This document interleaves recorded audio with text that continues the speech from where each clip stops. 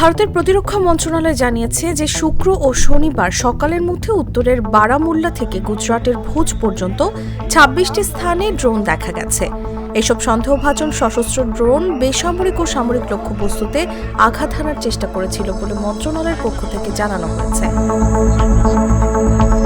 বারামুল্লা, শ্রীনগর, অবন্তিপোরা, নাগরোটা, জম্মু, ফিরোজপুর, পাঠানকোট, ফাজিলকা, লালগড়, জাট্টা, জয়সলমীর, বার্মের, ভোজ, কুয়ারবেত ও লক্ষ্মীনালার কাছে ওই ড্রোনগুলো দেখা গেছে। ফিরোজপুরের একটি বেসামরিক এলাকায় একটি ড্রোন থেকে হামলা চালানো হয়েছে। ওই হামলায় স্থানীয় অনেক বাসিন্দা গুরুতর আহত হয়েছেন। আহতদের হাসপাতালে চিকিৎসা দেওয়া হচ্ছে এবং নিরাপত্তা বাহিনী এলাকায় তল্লাশি চালাচ্ছে।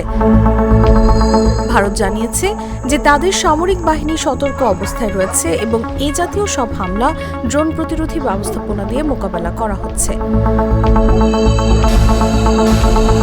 প্রতিরক্ষা মন্ত্রণালয় সীমান্ত অঞ্চলের বাসিন্দাদের বাড়ির ভেতরে থাকার এবং এলাকায় জারি করা সুরক্ষা নির্দেশনাবলী মেনে চলার পরামর্শ দিয়েছে।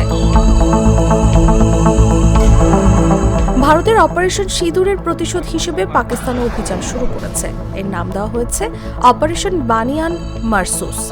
পাকিস্তানের রাষ্ট্রীয় টেলিভিশন ও সেনাবাহিনীর জনসংযোগ বিভাগ দাবি করেছে ভারত নতুন করে তাদের ৩টি বিমান ঘাঁটিতে ক্ষেপণাস্ত্র হামলা চালিয়েছে। এর জবাবে ভারতের পাঠানকোট, উধমপুর সহ বিভিন্ন সামরিক লক্ষ্যবস্তুতে হামলা চালিয়েছে তারা।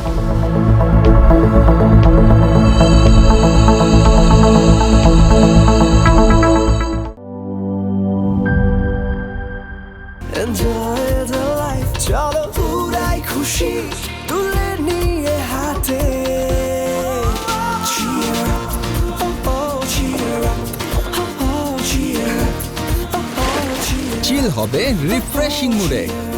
চিয়ার আপ, চলো উড়াই খুশি।